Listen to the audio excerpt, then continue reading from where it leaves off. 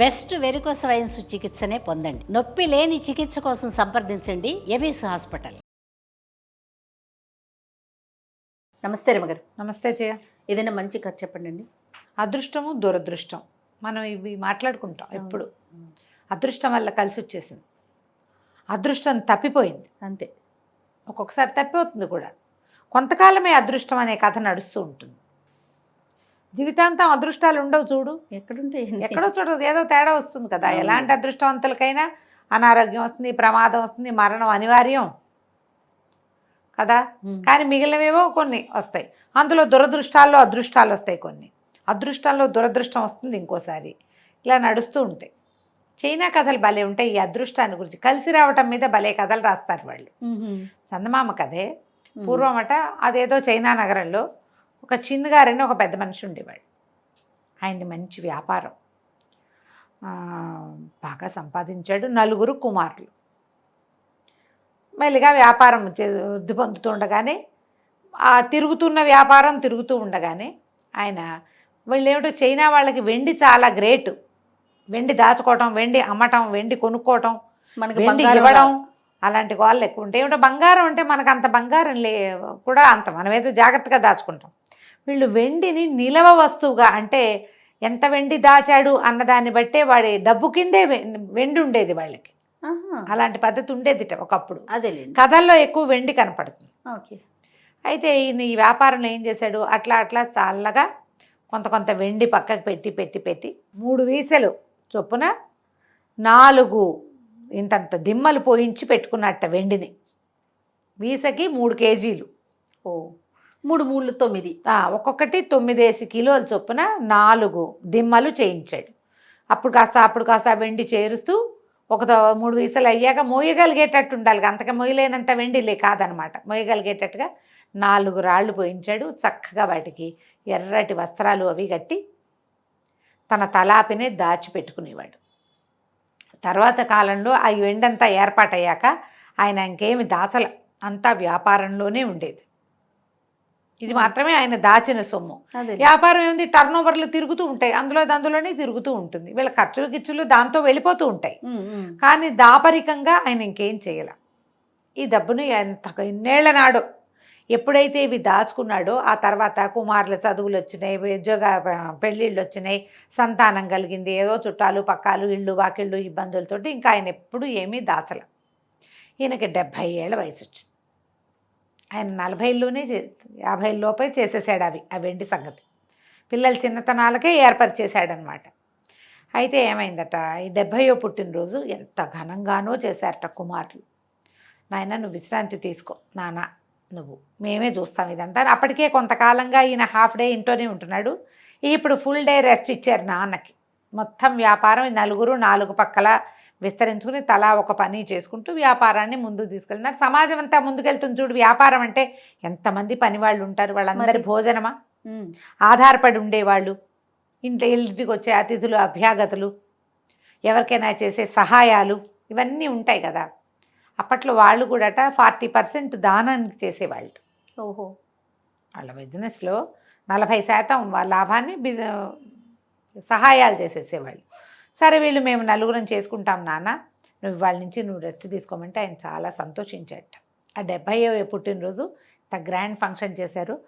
నగరంలో ఉన్న బీదా బిక్కి అందరికీ భోజనాలు కూడా పెట్టారు. చాలా బాగా చేశారు. ఎంత చూసి ఏమన్నాడు, నాయన చాలా సంతోషం, నా జీవన సాఫల్యం లభించింది, మీరు ఇట్లా బుద్ధిమంతులుగా ఉన్నారు, మరి నేను కూడా ఇంకా విశ్రాంతి తీసుకుంటాను. నేను సంపాదించింది 4 దిమ్మలుగా పోసాను, రేపే మీ 4కి తలా ఒక దిమ్మ అప్పచెప్తాను నాన్న అని కొడుకులకి చెప్పారు. వాళ్ళు సంతోషించారు. మరి నాన్న సంపాదించింది లాభం మనకి చేరుతుందంటే కుటుంబానికి ఆసరా కదా అది. సరేనన్నారు. ఆ రోజు రాత్రి ఆయనకు ఒక కల వచ్చింది. పడుకున్నాక ఒక తెల్లటి వస్త్రాలు, ఎర్రటి తలపాగాలు, ఎర్రటి నడుం బట్టలు ఉన్నటువంటి 4 అత్యద్భుతమైన వంతులుగా ఉన్నటువంటి మగవాళ్ళు ఆ గదిలోంచి వెళ్తూ ఈయనకు దండం పెడుతున్నారు. అయ్యా, చాలా కాలంగా మిమ్మల్ని సేవిస్తున్నాం, ఎంతకాలం నుంచో, ఇక మీ సేవకి అయిపోయింది, ఇప్పట్లో మా సేవలు మీకు అందం. మేము మీ దగ్గర నుంచి వెళ్ళిపోయి పై ఊర్లో ఉన్నటువంటి యానని ఆయన సేవించడానికి వెళ్ళిపోతున్నాను నాయమయ్య. పై ఊరు, ఒక ఊరు పేరు కూడా చెప్పారు. ఆ ఊళ్ళో ఉన్న యాన్ గారిని సేవించడానికి వెళ్తున్నాము. చాలా బాగా చూసుకున్నారు మీరు మమ్మల్ని. ఇవాళతో మా సేవలు సమాప్తం అని చెప్పి నలుగురు చక్కగా వెళ్ళిపోయారు బయటికి. తెల్లవారుజాము ఈయనకి నిజంగానే ఎవరో తన గదిలోంచి వెళ్ళిపోయినట్టు అని అనిపించింది. చాలా ఆశ్చర్యంగా కళ్ళు తెరిచి ఆయనకి ఏదో అనిపించింది. ఆ ఎర్రటి తలపాగా, ఆ నడుంగుడ్డ తను ఎక్కడో చూశాను అనుకుని ఆయన అటు ఇటు చూసి తన మంచం తలాపిన ఒక పక్కగా దాచిపెట్టిన 4 వెండి ముద్దలకేసి చూశాడు. లేవు. ఆ 4 వెండి బ్లాకులు మాయమైపోయినాయి. వాటికి కట్టిన గుడ్డలతో సహా ఇక ప్లేస్ ఖాళీ అయిపోయింది. గొల్లుమని ఏడ్చాడు. నా అదృష్టం ఇవి, ఇంతకాలం చూసుకున్నాను. అవి ఏ గుడ్డ అయితే ఈయన వాటికి కట్టాడో అవే ఎర్రటి బట్టలు కనపడ్డారు వాళ్ళు. వాళ్ళ ఒంటి మీద తెల్ల బట్టలు ఉన్నాయి. ఓకే. ఈ నడువుకో గుడ్డ, తలకొక ఇది కట్టుకున్నారు. అది మనం కట్టిన క్లాత్. చాలా దుఃఖించాడు. ఖాళీ వెళ్ళిపోయింది. ఏం చేయాలో తెలియలే. అయితే ఏమనిపించింది, వీళ్ళు పై ఊర్లో యాన్ అని పేరు చెప్పారు. అతను ఎవరో చూడాలి. అడ్రస్ చెప్పి వెళ్ళారు కదా, వాళ్ళ సంగతి చూద్దామనుకున్నాడు. సరే మర్నాడు బండి కట్టించుకుని ఆ యాన్ గారింటికి వెళ్ళాడు. ఆ ఊరు వెళ్ళి యాన్ గారు ఎవరైనా ఉన్నారా, ఈ ఊళ్ళో పెద్ద మనిషి ఉన్నాడా అంటే ఉన్నారన్నారు. యాన్ గారింటికి వెళ్తే యాన్ గారి ఇల్లంతా నానా హడావిడి గందరగోళంగా ఉంది. ఈయన వెళ్ళాడు లోపలికి. అయ్యా, పై ఊరు నుంచి మిమ్మల్ని కలవడానికి వచ్చానండి. ఏమిటండి మీ ఇంట్లో హడావిడి ఏమిటి అని అడిగాడు. ఏం చెప్పనండి, 9-10 సంవత్సరాలుగా నా భార్య చాలా అనారోగ్యంతో ఉంది. ఎంత జబ్బుగా ఉందో. అయితే నిన్న రాత్రి దానికి ఒక కల వచ్చింది.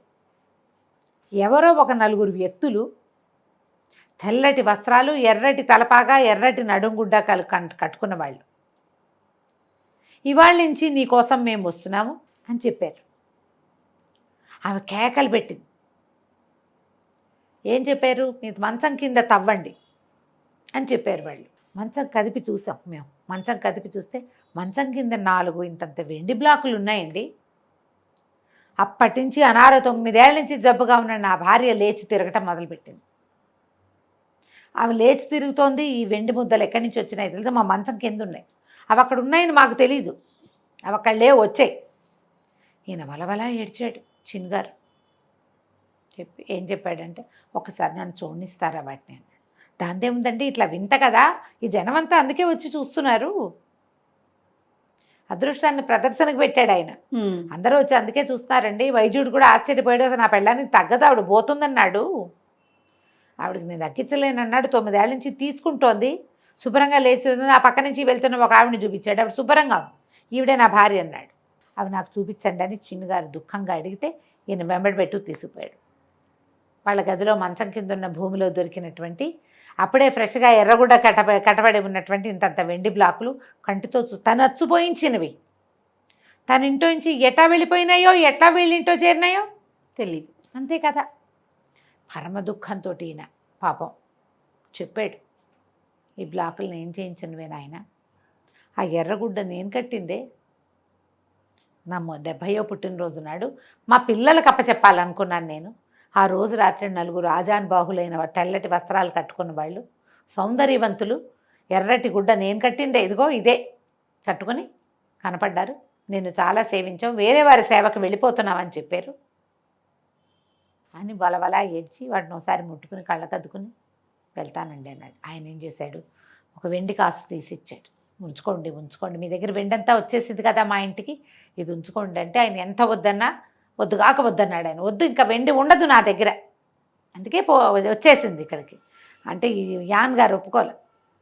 అయినా సరే ఆయన ఒప్పుకోలే. ఈ యాన్ గారు ఏం చేశాడు, ఆయన ఏదో మంచినీళ్ళు తాగుతుంటే ఆయన జేబులో వేశాడు ఆయన. చిన్న గారు వెళ్ళిపోయాడు ఇంటికి. ఆ రోజు సాయంత్రం వాకిలి ఉడుతుంటే యాన్ గారి పనివాడికి వెండి కాసు దొరికింది.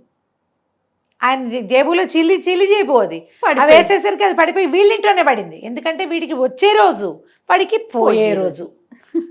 ఇది కథ వింతగా ఉంది, కానీ మనం ఆలోచించండి, ఎవరికి వాళ్ళకి తెలుస్తుంది. మనం కూడా జీవితంలో అలాగే అదృష్టంగా అద్భుతంగా ఉన్నవి పూటలో పోగొట్టేసుకుంటాం. ఎలా పోయిందో తెలీదు.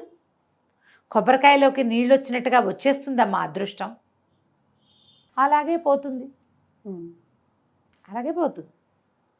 ఈ వచ్చే పోయే అదృష్టాలని మీద ఆధారపడకుండా భగవంతుడి మీద ఆధారపడు. వస్తే ఎక్కిపోకు, పోతే దిగిపోకు.